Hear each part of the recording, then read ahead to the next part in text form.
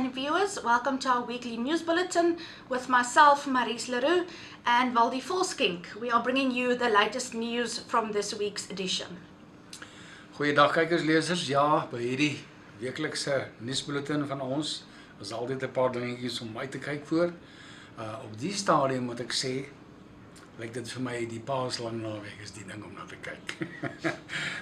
Die mense is moeg en skelvol en is moedeloos en weg by die kansie wink. En is nie te versmaai nie. Hierdie tyd van die jaar is daar gelukkig meer as een lang naweek.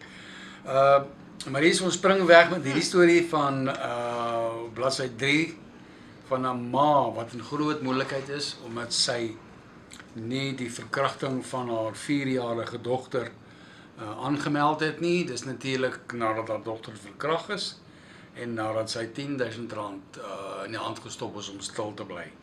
En die versoeking was net te groot. Onwettig, groot moontlikheid. Polisie sê vir ons, as hulle ons met hierdie goed vang, gaan hulle vir ons lang toesluit. Die ma het baie probleme. Lekker storie op bladsy 3. Another crime report on page 9.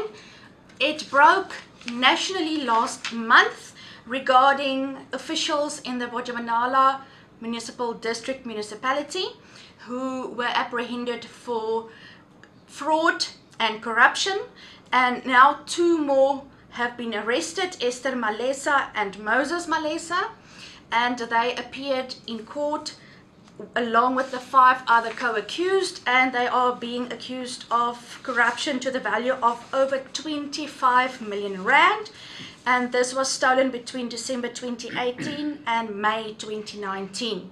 Read the full details of this case on page 9. We sincerely hope that the police can bring these guys to book. If we will ever see the money plowed back into our district remains to be seen. Maar hier op die N1 en N4 praat die mense al geruime tyd van 'n verandering in betalingsstelsels, tax, die kaart, daai kaart. In 'n berig hierdie week het Bakwena aangekondig dat die loodsing van sy kontaklose betalings op die N1 en N4 is uitgestel. Dit sal op 'n later stadium bekend gemaak word. Kyk uit vir die advertensies in die Herald van volgende week, die een voor die paaslang naweek, en lees die berigie op bladsy 4 en hou maar net rustig my geld op. Ons wil jou sê wat jy behoort te weet. Then, looking towards the finer things in life, in this case, the fine agenda, on page 6 and page 2, we share the stories of 2 local beauty queens. The one is 12-year-old Sisipo Mbopo, who will be going to represent our country, never mind her region and her province and her hometown of Mooinoe, in Cairo and Egypt next week for an international competition. We wish her all the best, and there are also details on page 6 if you would like to vote for her and secure her chances of getting the title next week.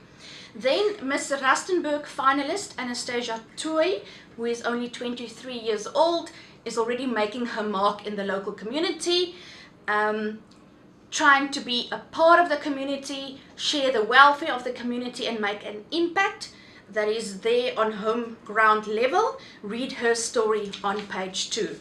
We wish both of them the best of luck for their future competitions and whatever they can achieve in the immediate future. Maries, die arme koster, ons buurdorp, sy ook maar al te gereeld in die agterspeen. Ons mense daar en mense wat gereeld daarheen ry weet dat daar is 'n groot padherstel, padbouer, padregmaak projek op die N4 koster.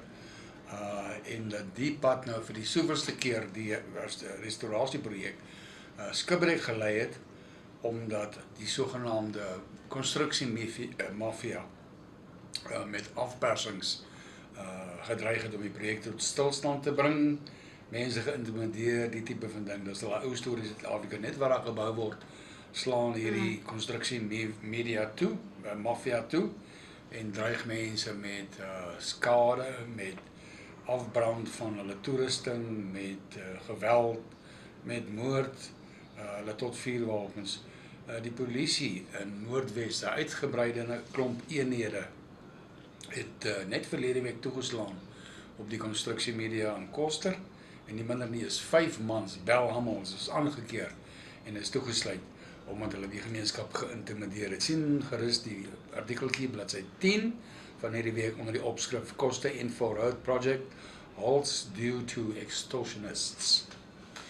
And unfortunately, that is not the end of our corruption woes and politicians and criminals not doing what they are supposed to be doing.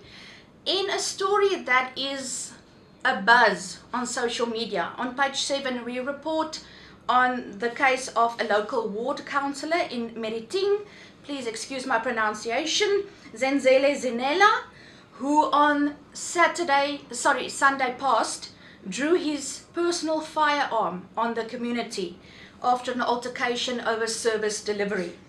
Now it's a very extensive story with press releases from both the local community in Meriting, from community members, from the ANC side, as the ward councillor is representative of that political party. There is also some drawback on the local municipality, who has been asked to intervene but hasn't done so as yet. And then we also have a look at what does the law say regarding your personal firearm and when not you are allowed to point it at anyone else. Now, this is a very diverse story, so read all the details on page 7.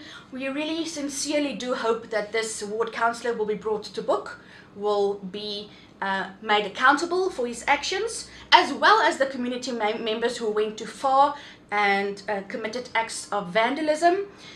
We hope that we can find common ground when it comes to service delivery in a positive and impactful manner rather than resorting to violence in future. Rustenburg's mans en vrouens atlete vir al die lang asems is waarskynlik teen hierdie tyd nog steeds besig om saans voor die TV met die groot potjie DB of soortgelyke preparate te sit. Ja, die 2000s is nie jou maat nie. Dis 'n vinnige wedloop, alhoewel hy dalk nie so lank is nie, maar hy maak baie seer.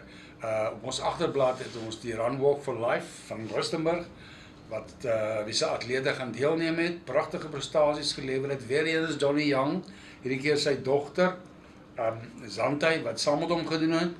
Ons wens ons atlete baie geluk, mooi prestasies, baie mooi foto's wat ons hierdie week gekry het. En ja, hulle is beslis die dapperes onder ons dapperstes, of andersom, die dapperstes onder ons dapperes. Ons gaan met hierdie enetjie afsluit om te sê, dit is ons sport hoogtepunte van die week, die Two Oceans, en dan noem ons net vir mense wat nou nog ly aan skok, na die vryspraak van Timothy Amatozo, die Nigeriese pastoor, wat op 63 aanklagte van verkrachting, van menslike ontvoering, hoe noem hulle dit, deesdae trafficking, mensenhandel, en dan ook seksuele aanranding, vrygespreek is 'n onreg teen vroue in die land en teen vroueregte in die algemeen.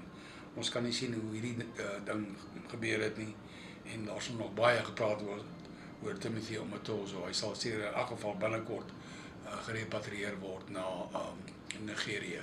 Daarmee gaan ek afsluit vir die week. Ons is maar nog vrot van die verkoue, dit reën te veel, daar's min son. En ja, ons moet kans kry om te fotosinteer, soos die ou mense gesê het. Anders sal ons nie gesond bly nie. Maries moet nog net groet. Yes, please remember that you can get the copy of the Herald for free at all of our distribution points. Read all the good news, the bad news, the in-between news in our latest edition, which is jam-packed with over 30 pages. Make sure to get your hands on a copy. En onthou, spaar nou hierdie naweek en spaar nou volgende week, want dan is dit lang naweek en dan gaan die kelkies maar gou. Mooi bly tot dan, goednis. Keep well. See you then.